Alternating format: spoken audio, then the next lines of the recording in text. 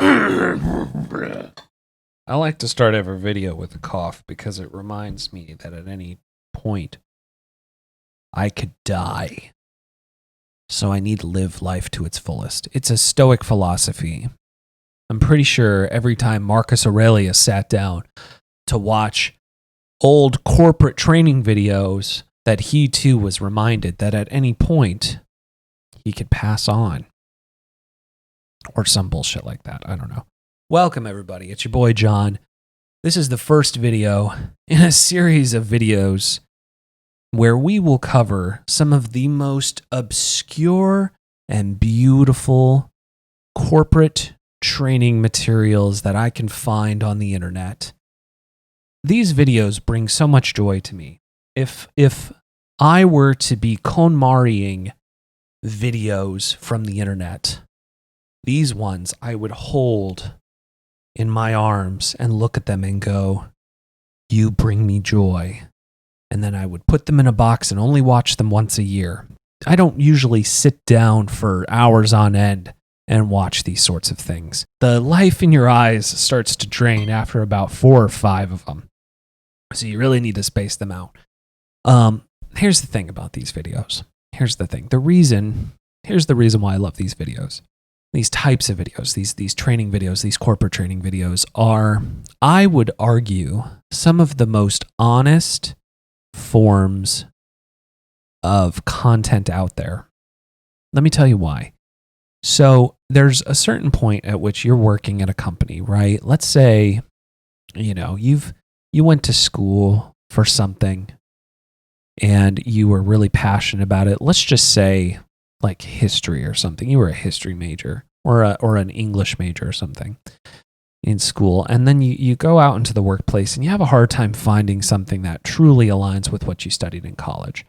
You're not going to get something that's like, let's just be real. There's only so many employed history majors in their chosen field out there. Just saying. So you're going to have to settle at some point for some sort of work because you need to have a job and you need to pay the bills because that's what we all do. We work and we pay bills. That's our lot in life. And at a certain inflection point, you're going to give everything over to this job. You're going to go, this is it. This is what I'm doing. I'm now the VP of talent development at Old Country Buffet or, whatever umbrella corporation it's part of, and Old Country Buffet is a subsidiary. I didn't look at any of this. I'm making shit up. You're going to give in, right? You're going to settle. You're going to say, this is what I'm doing. And in order to get yourself through the remainder of your meager existence, you have to have some level of buy-in for some of these initiatives. So when folks at these companies make these videos, they're really, you're coming at it from one of two mindsets, I would say. One, total and utter disdain. You're just like, why the fuck am I making this video? I hate everything.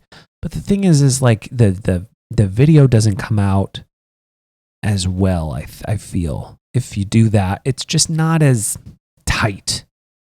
The second being, you really, truly buy into the mythos that your corporate structure has created in order to sell your product or service. This is like peak capitalism right here, right?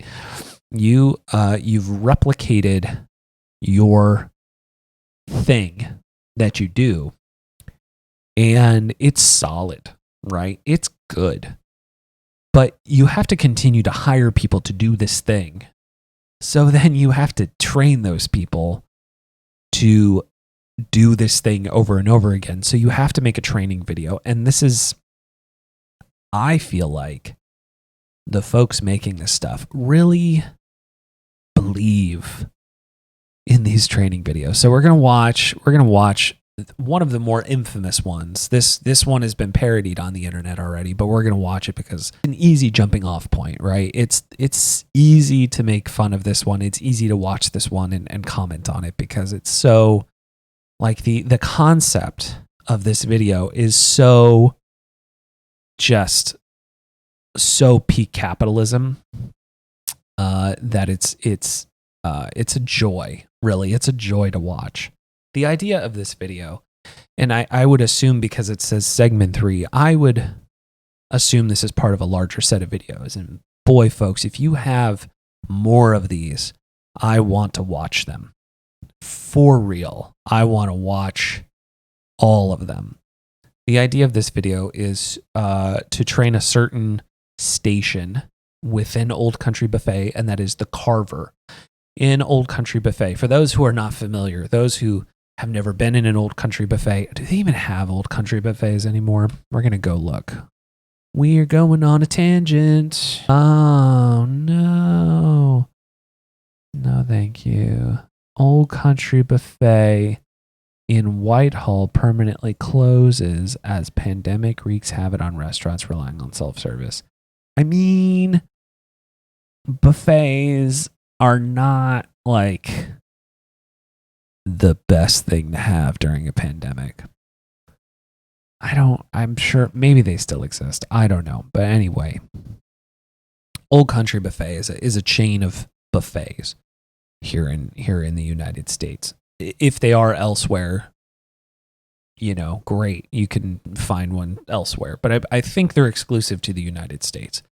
You could go and pay, I think it was like $12 or something like that, maybe cheaper, and just eat as much food as you want. The food is buffet food. It's it's not great. It's food. At least, I think. And there was always a station at Old Country Buffet. There was a carving station. And the carving station was just that. They would have ham. They would have a roast beef or something like that with prime rib. It wasn't ever prime, but, it was some sort of beef, some sort of ham. Somebody was stationed there. It was their job. It was their shift to stand there and cut pieces of meat for you to reduce waste. And, we'll watch the video and you'll see a little bit more. But the fact that this video exists and is on the internet, nevertheless, it just goes to show you our appetite for watching these sorts of things. It's such a little slice of something that was pure, but it's so silly when you look back at it that these sorts of videos exist, and I love them. So we're gonna watch this video. We're gonna comment along the way. And evaluate it, and let's see how it goes. Let's get started. Shift duties. We'll begin with your second shift duty, greeting and serving guests. Okay, so we're in it. We're already in it.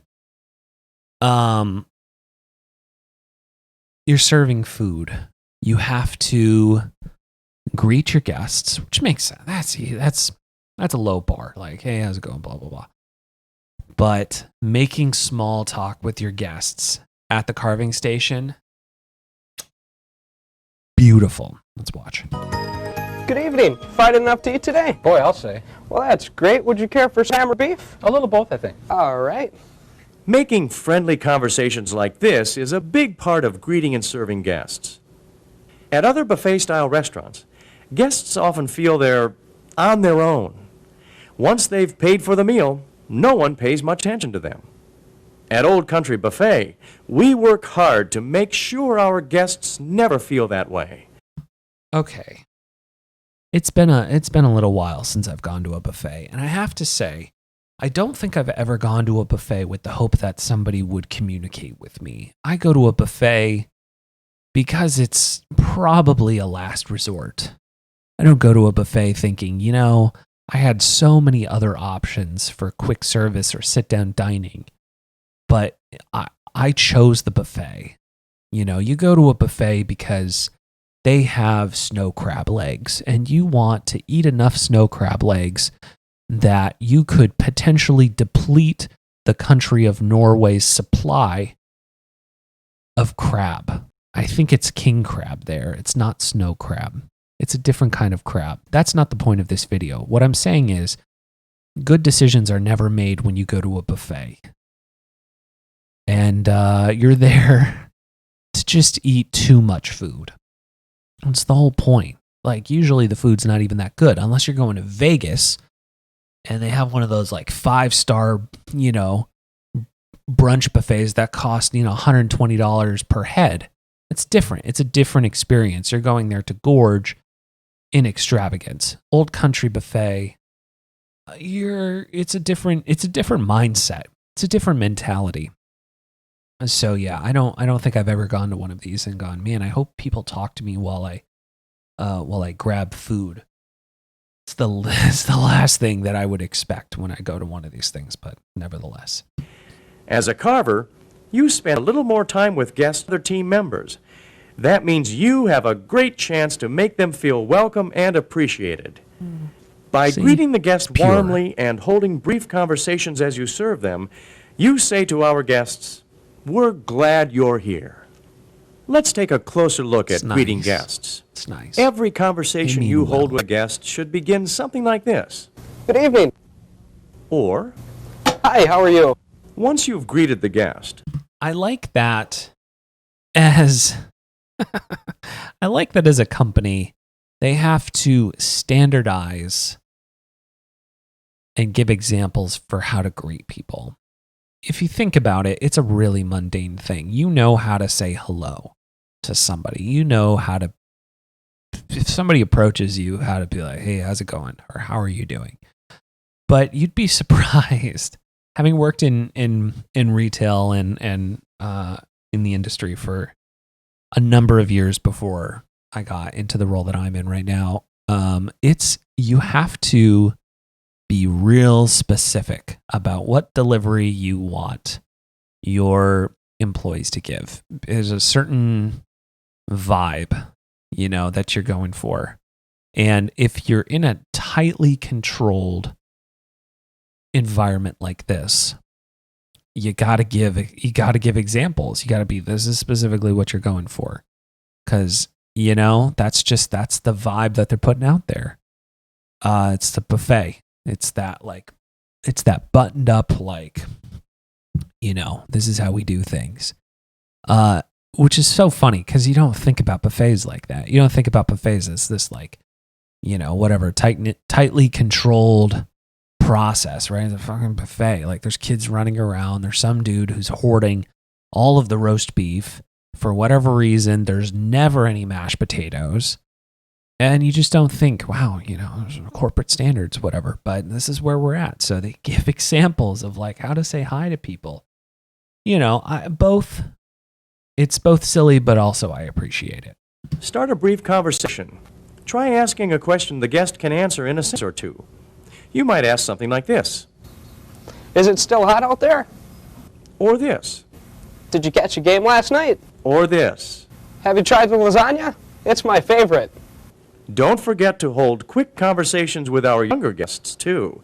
Children often play a big part in deciding which restaurant their parents visit. We want them to feel welcome and special here, too. It's a healthy plate we got there. I think that's probably what I would have put together if I were to go to a buffet. We got, I think that's like potato salad or mashed potatoes, red Jell-O, a slice of watermelon, and a single slice of roast beef. Perfect. So start conversations with children by saying something like this. What grade are you in at school? Or this. Have you decided what dessert you're going to have? Or this. Do you like hot fudge sundaes? I mean, that's nice. I know a number of adults who have no idea what to say to children.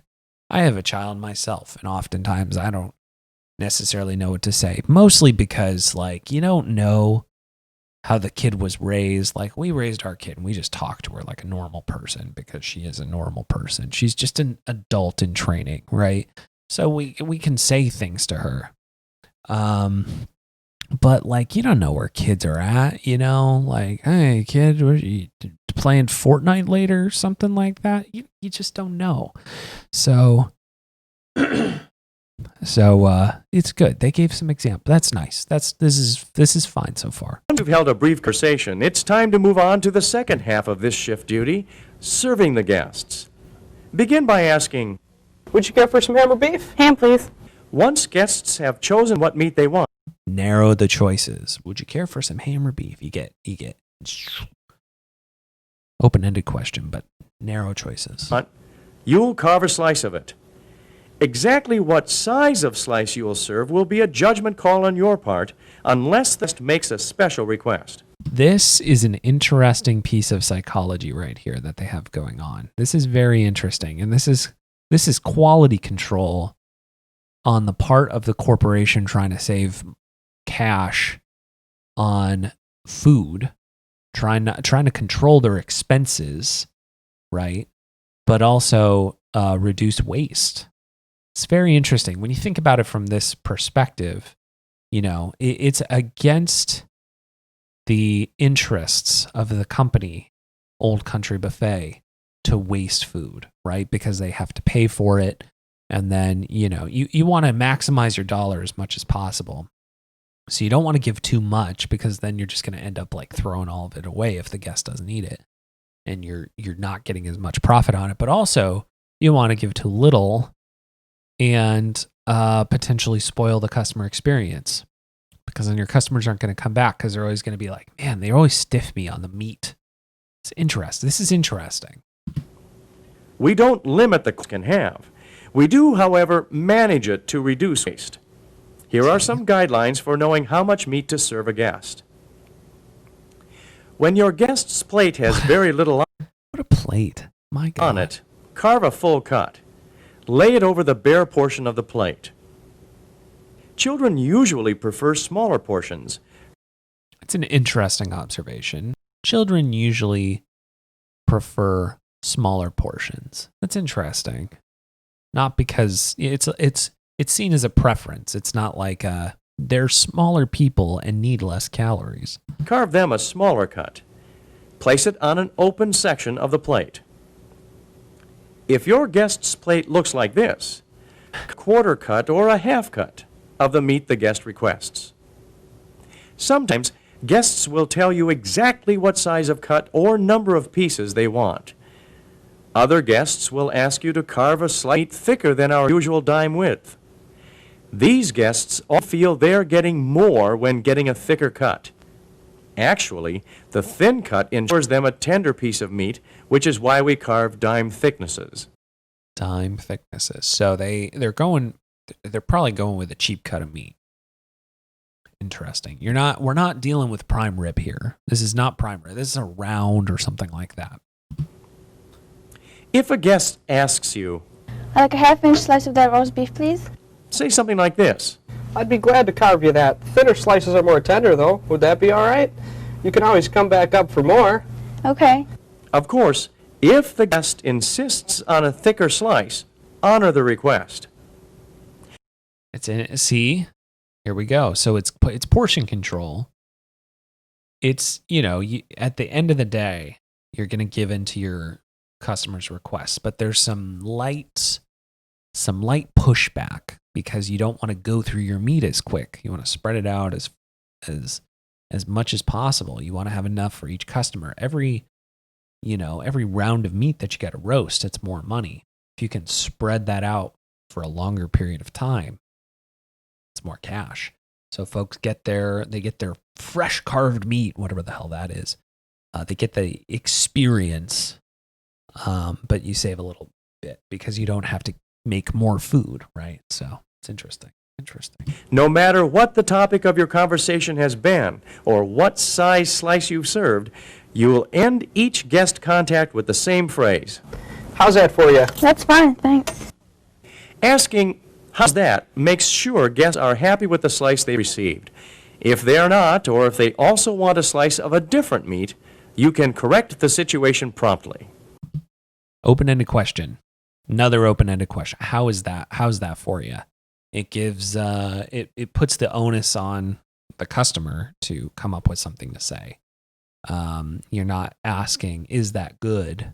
Because then that gives the customer the opportunity to say no. They come back around with no. No's never a good thing in customer service. When your customer has to say no, it's psychologically, it's this like, they're putting themselves already in a negative situation, even if the situation is not negative, by having to say the word no. They're mentally shifting into a place that they weren't before.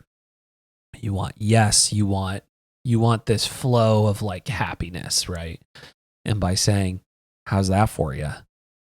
They get to come up with the words, They don't say no. They would say something like, can I have a little more? They have to be specific with their requests. Can I have a little more? That's fine. What other options do you have? There's no dissatisfaction potential there. They either get more or they're happy, right? Psychology. Floor spills immediately by guarding the area personally or putting up a wet floor sign until the spill can be cleaned up, damp mopping the area with hot, soapy water, and leaving the wet floor sign in place until the area is... Although this guy, he's wearing his, this video in particular, he's wearing his meat glove. He's got his meat glove and he's using it on the cleaning apparatus. I wonder how that would hold up to food safety standards. You think about this stuff, because then he's going to go and he's going to touch the food again. Is completely dry. Be sure to wash your hands after performing every cleaning task. His pinky's loose. Rinse out your towels frequently in sanitizing solution. Towels that aren't sanitized frequently not only are unappetizing to look at, but they also leave streaks on the stainless steel. Shit's gross, dude. After cutting about 10 to 15 slices of meat, you will notice that your knife isn't cutting as easily as it was when it was first sharpened. It's then that you'll use the steel to restore the knife's edge. Here's how to use the steel. Note that the process is described for right-handed carvers. If you are left-handed, reverse the process. I mean, it's a good note to have, but I feel like folks who are left-handed are used to that sort of feedback. Hey, so we went through this whole process, but if you're left-handed, do it the other way. You freak. Friggin' left-handers. Friggin' left-handed people ruining it for the rest of us. Before you start, put a carver's protective glove on each hand. Hold the steel in your left hand. Hold the steel so the point is up. You will keep the steel's tip up throughout this process. Right in your head. Just kidding. I'm sorry. Hold the knife. That's that little voice in your head that's like when you're doing something and then it tells you to do something else. What is it? I think it's called the call of the void. The French have a term for it where it's like it tells you to do something ridiculous, like when you're driving and you're like driving on the freeway and then it's like crash your car into the median and then you're just like, why would no fucking do that, stupid, crash your car. It's that Kermit meme, right? It's the Kermit meme and he's got the hood on and it's telling him to like do the opposite thing or do something terrible. Call of the void. What is that called? We're going to look it up. What do you Frenchies call that? L'appel du vide. Sorry if that sounds terrible. My French not great. You know what I'm saying? L'appel du vide. The call of the void.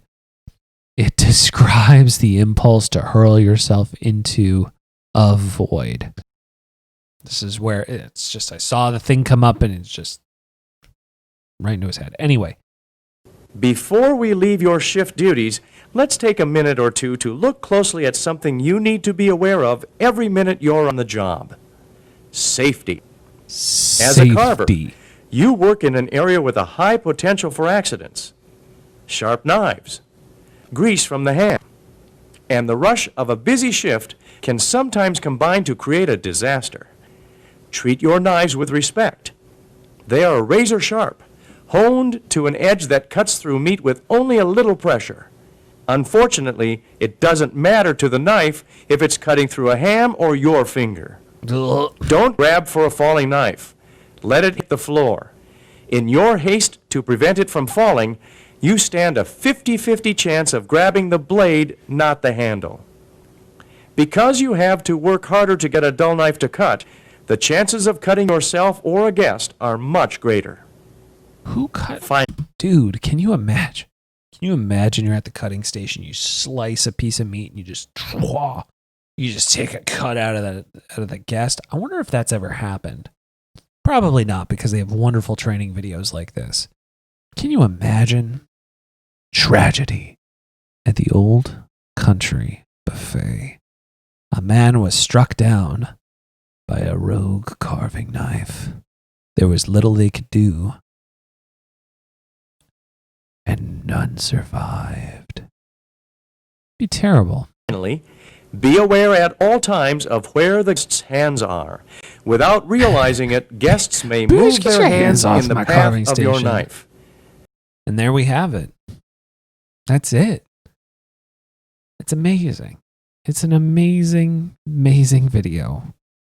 How to carve, how to take care of your guests, how to wipe shit down, how to make small talk with children, how to not kill your guests with rogue implements, how to wipe down walls, all sorts of things. Peak capitalism at its finest. What an interesting video. What can I say? I'm a sucker for these things. Thank you for watching. I'll see you in the next video. And boy, I'm sure we'll enjoy that one too. Bye now.